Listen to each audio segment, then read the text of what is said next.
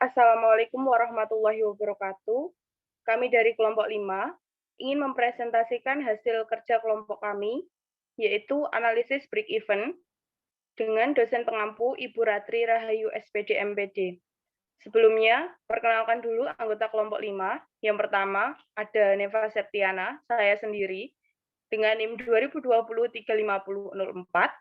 Ada Febi Fauzia Ulia dengan NIM 2020-35007, dan ada Salma Pasa Sahira dengan NIM 2020-35018. Yang pertama adalah pengertian break-even point atau BEP. BEP dapat diartikan suatu keadaan di mana dalam operasi perusahaan tidak memperoleh laba dan tidak menderita rugi, atau penghasilan yang dinilai menggunakan biaya total.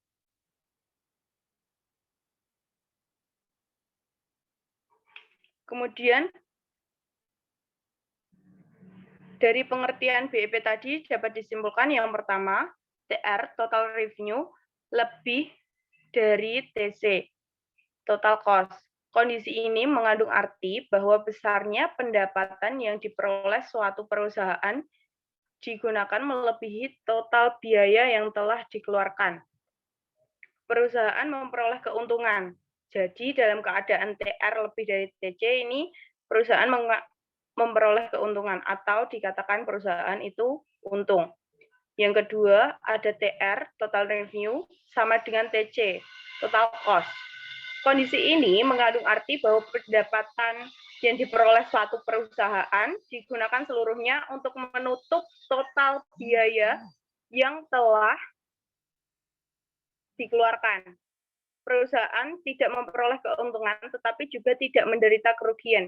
Jadi dalam keadaan TR sama dengan TC ini dikatakan impas atau dalam kondisi break even. Yang ketiga ada TR kurang dari TC. Kondisi ini mengandung arti bahwa besarlah suatu perusahaan tidak menutupi total biaya yang telah dikeluarkan. Perusahaan ini justru mengalami kerugian. Jadi kesimpulannya ini, TR kurang dari TC itu perusahaan mengalami kerugian. Yang pertama tadi TR lebih dari TC itu perusahaan mengalami untung. Yang kedua, TR sama dengan TC itu perusahaan mengalami break even atau dikatakan titik. Dari TC itu perusahaan dikatakan rugi. Slide selanjutnya.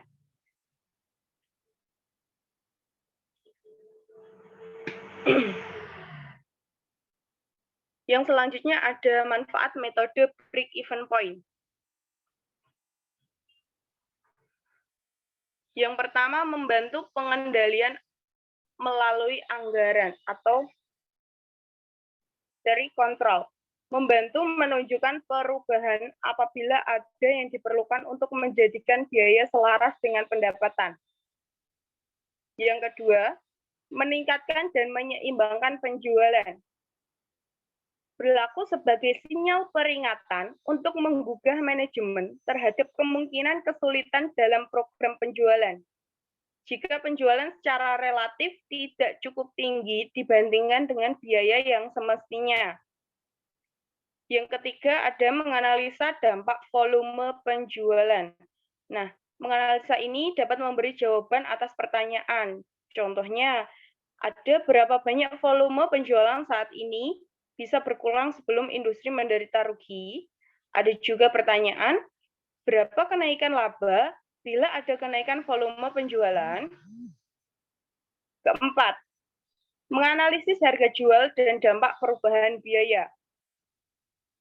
Menunjukkan pengaruh yang mungkin terjadi atas laba akibat perubahan harga jual yang disertai oleh perubahan lain. Contoh, perubahan apa yang dapat diharapkan dalam laba jika terjadi perubahan harga asumsi? Jika terjadi perubahan harga dengan asumsi semua faktor lainnya tetap atau konstan. Manfaat yang kelima adalah merundingkan upah. Di sini dapat membantu manajemen karena menunjukkan dengan cepat kemungkinan pengaruh perubahan usulan gaji terhadap laba. 6. Menganalisa bauran produk. Memungkinkan dilakukan pengujian kritis atas bauran produk. Analisa impas untuk tiap jalur produk merupakan bantuan yang berharga dalam menentukan produk mana yang mungkin harus dihapuskan. 7. Menilai keputusan kapitulasi dan ekspansi lanjutan.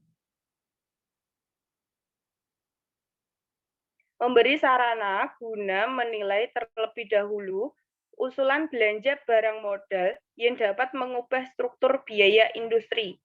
Dan manfaat yang terakhir adalah menganalisa margin pengamanan sebagai cadangan margin pengaman dan cara untuk mempengaruhi melalui pengamanan.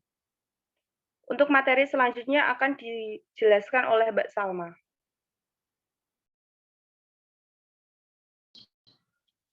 Selanjutnya, analisis break-even. Analisis break-even point bertujuan untuk mengetahui jumlah produk dan harga untuk mencapai titik impas, tidak untung atau tidak rugi, ataupun balik modal. Analisis break-even point dapat memberikan informasi kepada pimpinan bagaimana pola hubungan antara volume penjualan, cost atau biaya, dan tingkat keuntungan yang akan diperoleh pada level penjualan tertentu. Analisis break-even dikembangkan dengan asumsi yang didasarkan pada penggolongan biaya sesuai dengan tingkah laku biaya dengan sesuatu yang dibiayai, sehingga terdapat 3, yaitu yang pertama, biaya tetap. Biaya tetap adalah jenis biaya yang jumlah totalnya tetap dalam relevan range tertentu.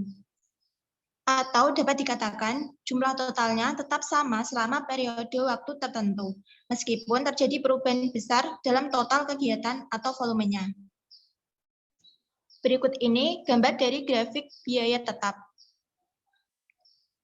Pada umumnya, jika biaya tetap mempunyai proporsi yang tinggi terhadap biaya variabel, maka kemampuan manajemen dalam menghadapi perubahan-perubahan kondisi ekonomi jangka pendek akan berkurang. Contoh dari biaya tetap yaitu penyusutan aktiva tetap, pajak, dan asuransi.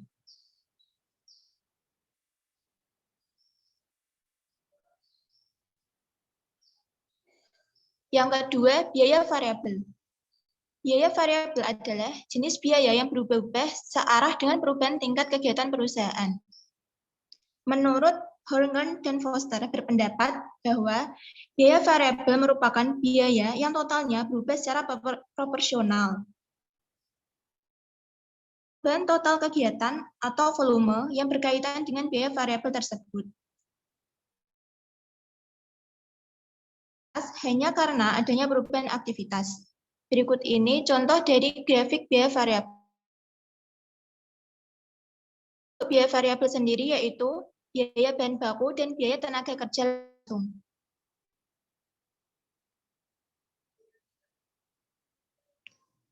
Yang ketiga ada biaya variabel, biaya semi variabel.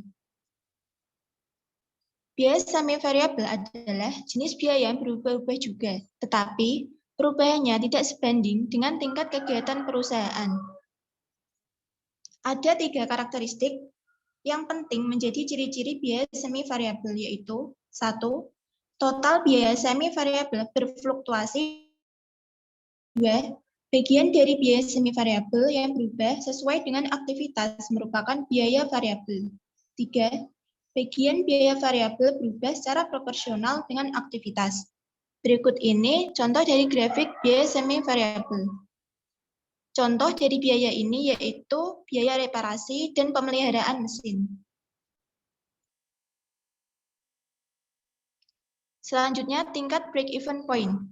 Untuk menghitung tingkat break-even point, perusahaan dapat ditentukan dengan rumus BEP dalam unit, yaitu FC dibagi P dikurangi VC, dan BEP dalam rupiah, yaitu FC dibagi 1 dikurangi VC dibagi S. Dengan keterangan, BEP merupakan break-even, P price per unit atau harga jual, FC fixed cost atau biaya tetap, kemudian S sales volume, FC variable cost atau biaya variabel. Selanjutnya akan dijelaskan oleh Mbak Feby.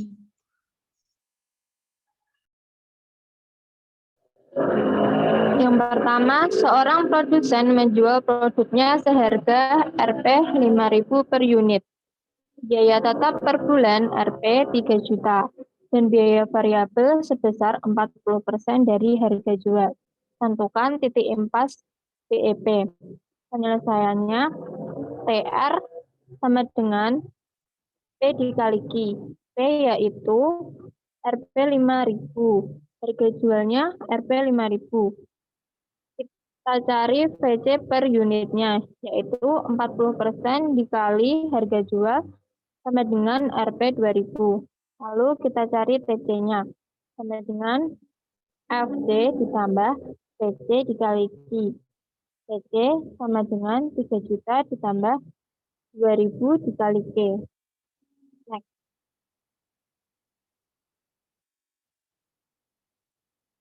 BEP jika TR sama dengan TC. 5.000 dikali Q sama dengan 3 juta ditambah 2.000 Q. 5.000 Q dikurangi 2.000 Q sama dengan 3 juta. 3.000 Q sama dengan 3 juta. Dapatkan Q sama dengan 1.000. Jika Q sama dengan 1.000, maka kita cari TR-nya sama dengan 5.000 dikali Q. Sama dengan 5.000 dikali 1.000 didapat 5 juta. Jadi titik impas atau break-even point yaitu 1.000,5 juta.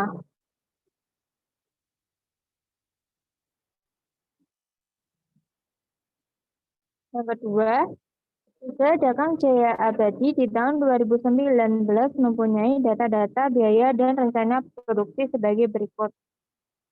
Yang pertama, ada penyusutan mobil operasional dengan 1.500.000, gaji pemilik 12 juta, asuransi kesehatan 7 juta, sewa gedung kantor 24.500.000, sewa pabrik Rp 30 juta, dan gaji pegawai Rp 75 juta.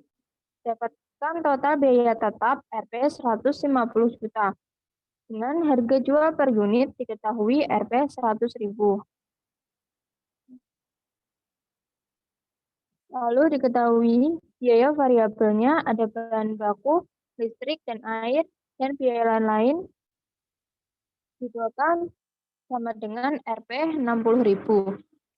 Lalu kita cari BEP dalam unitnya dengan rumus FC dibagi P kurangi VC. Kita diketahui di atas FC Rp 150 juta dibagi P-nya Rp 100.000 dikurangi VC Rp 60.000, yaitu didapat 3.750 unit.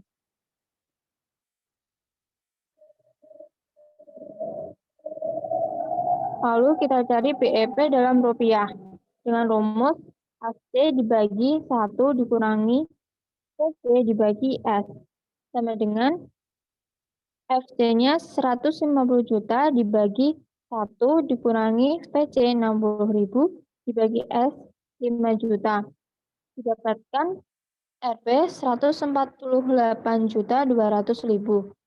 Jadi nilai break-even dari usaha dagang Jaya Abadi di tahun 2019 tercapai ketika penjualan barang mencapai 3.750 unit di dalam BEP unit.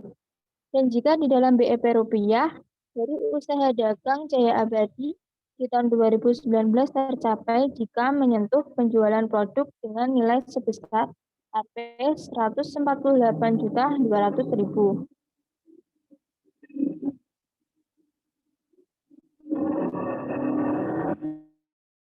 Latihan soal nanti dapat dikumpulkan sampai pukul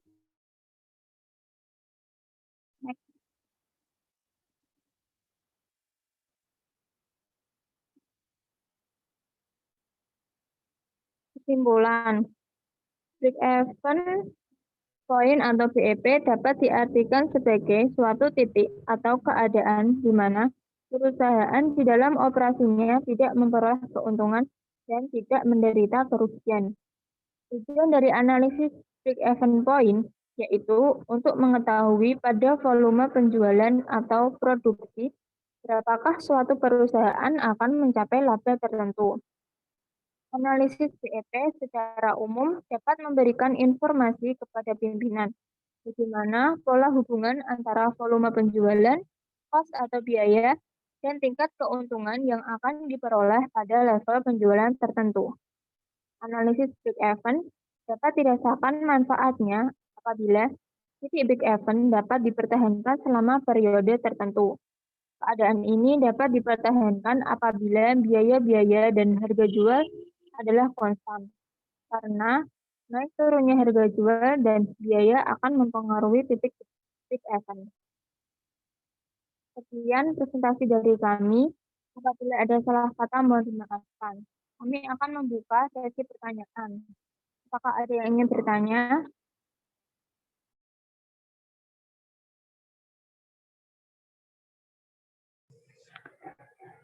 Baik, terima kasih atas waktu sesi tanya jawabnya. Sebelumnya saya mau izin bertanya. Saya Muhammad Puji Arianto dengan NIM 202035006. Apakah boleh dibuka lagi slide presentasi yang bagian contoh terakhir?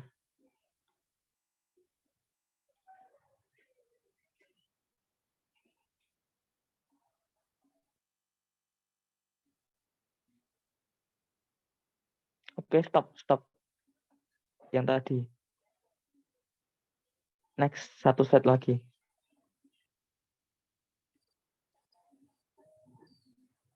Nah, oke, stop di sini. Nah, yang saya tanyakan mengenai itu rumus BEP rupiah C per 1 dikurangi VC per SS. Nah, itu SS-nya dapat 5 juta itu dari mana ya? Terima kasih.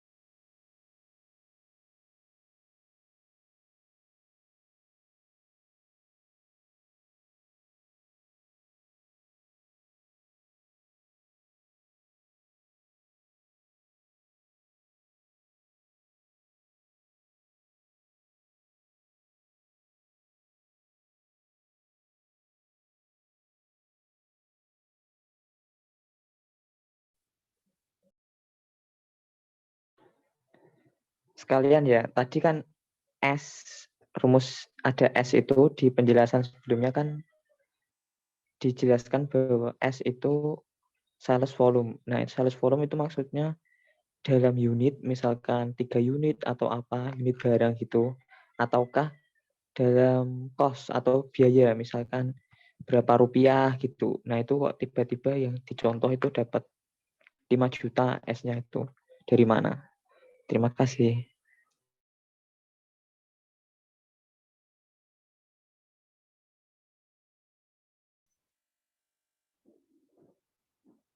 Izin menjawab, menanggapi dari pertanyaan dari Mas Puji. Yang pertama tadi, kenapa kok S itu salah ketik ya? S-nya itu cuma 1, tidak SS.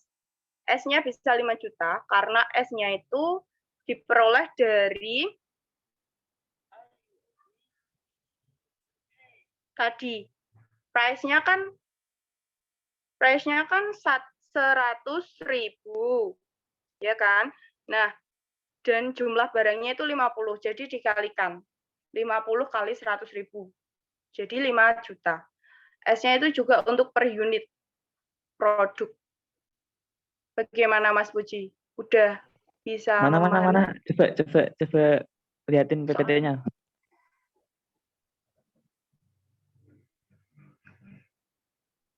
Gimana tadi, Mbak? Bisa diulangi? S-nya itu diperoleh dari jumlahnya per unit dikali dengan harga barangnya. Jadi jumlahnya kan 50, harganya itu 100.000. Jadi kalau di hasilnya itu 50 kali 100.000 itu 5 juta.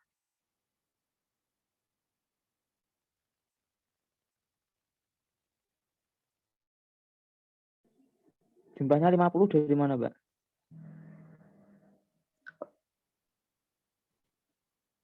Itu soalnya kurang ya? Enggak ada 50, enggak ada kata-kata 50. Oh, soalnya kurang berarti itu, Mas.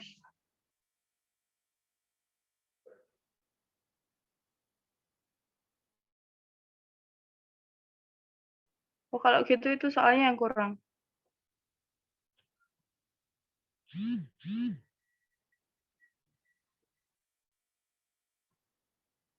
Itu harusnya ada tambahan dari data tersebut, berapa break even dalam unit dan break even dalam rupiah di usaha dagang apabila kapasitas produksinya 50 unit. Berarti itu kurang, soalnya kurang kapasitas produksinya.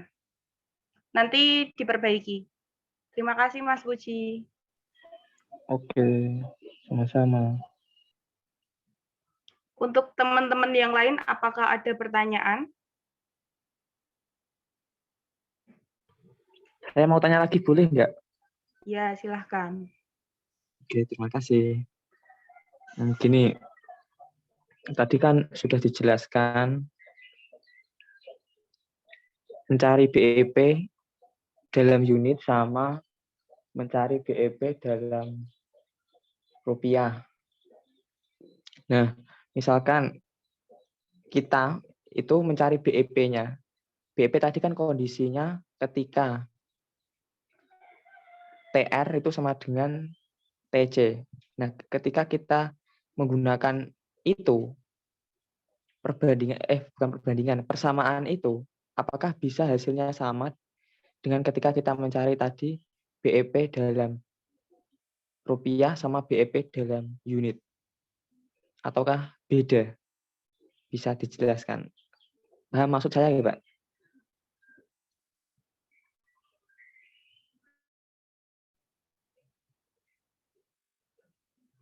Tak ulangi. Tadi kan ada rumus mencari BEP dalam unit sama BEP dalam rupiah. Nah, terus tadi di penjelasan sebelumnya ada penjelasan bahwa BEP itu terjadi ketika TR sama dengan TC. Nah, ketika kita menggunakan persamaan itu, apakah nanti akan menemukan hasil BEP dalam rupiah dan BEP dalam unit, ataukah justru hasilnya akan bertolak belakang atau berbeda dengan rumus BEP dalam unit dan BEP dalam rupiah? Seperti itu. Terima kasih.